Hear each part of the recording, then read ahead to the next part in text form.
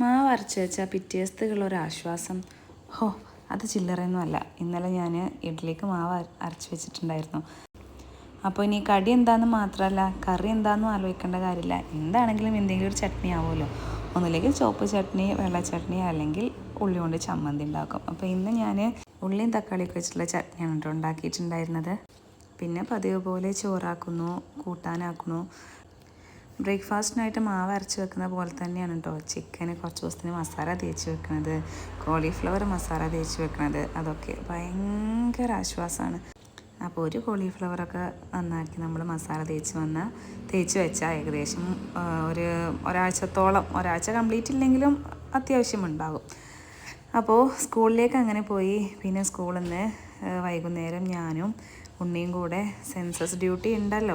അപ്പോൾ അതിനുള്ള കിറ്റും കാര്യങ്ങളൊക്കെ വാങ്ങി വെക്കണമല്ലോ. അതിന് വേണ്ടിയിട്ട് ഞാനും ഉണ്ണിയൊക്കെ സ്കൂൾ വിട്ടതിൻ്റെ ശേഷം വില്ലേജ് ഓഫീസ് പോയിട്ടുണ്ട്. അവിടുന്ന് അങ്ങനെ സംഭവങ്ങളൊക്കെ കളക്ട് ചെയ്തിട്ട് നേരെ ഞങ്ങൾ മണ്ഡടിക്കാണ് കേട്ടോ പോയത്.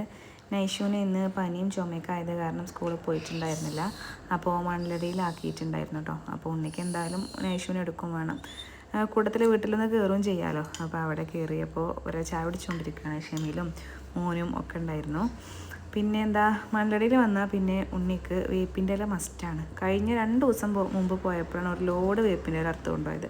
ഇവളത് വെറുതെ തിന്നുന്നുണ്ടോ എന്ന് എനിക്ക് നല്ല ഡൗട്ടുണ്ട്. ഒരു മരം തന്നെ മുഴുവൻ പറിച്ച് വന്നിട്ടുണ്ട്.